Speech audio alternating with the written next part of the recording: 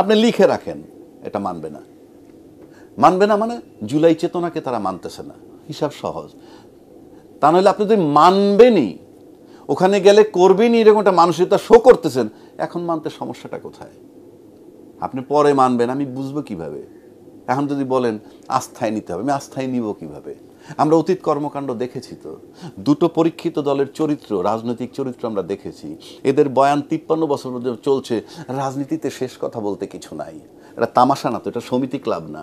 শেষ কথা বলতে নাই মানে আপনি একটা দেশ চালাবেন, আপনি সকালে একরকম, বিকেলে একরকম, সন্ধ্যা একরকম বলবেন, তামাশা? এটাই বলে আসছে। কাজে রাজনীতিতে শেষ কথা বলতে কিছু নাই, এখান থেকে সরে আসতে হবে।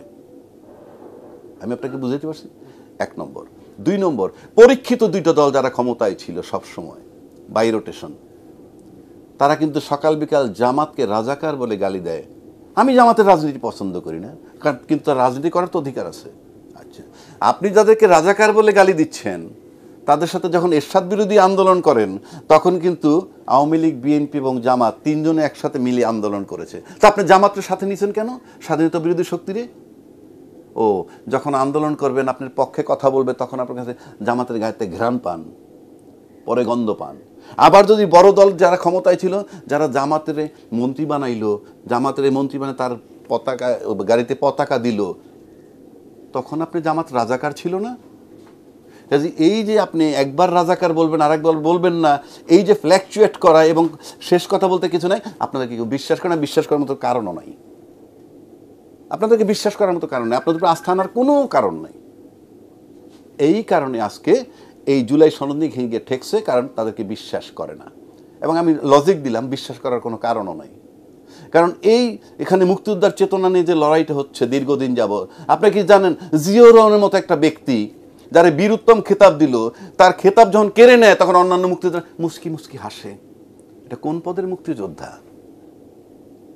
এবং এই মুক্তিযোদ্ধারা বয়োবৃদ্ধ।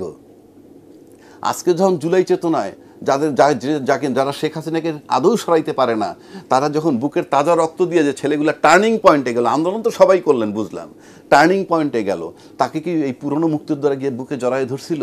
আসো, আমরা তো ভূখণ্ডটা আনছিলাম, আমরা এখন বয়োবৃদ্ধ, এই ভূখণ্ডটা দখল করে রাখছিল এক স্বৈরাচারী, তার সেই স্বৈরাচার মুক্ত করছো তোমরা, এই প্রজন্মের মুক্তিযোদ্ধা। কথাটা বলছে, তাদেরকে বলে রাজাকারের বাচ্চা, বলে নাই? আচ্ছা, তাহলে যার জন্ম পাকিস্তান, সে বলে মুক্তিযোদ্ধা। যতজন মুক্তিযোদ্ধার দাবি করে, সবার জন্ম কোথায়? পাকিস্তানে। সবার জন্ম পাকিস্তানে। ও, তারা মুক্তিযুদ্ধ হয়ে গেল, দেশপ্রেমিক হয়ে গেল, আর এই জেনারেশন এইখানে জন্ম হয়েছে, সে রাজাকার, মানে কি? এই সমস্ত তথ্য চলবে না।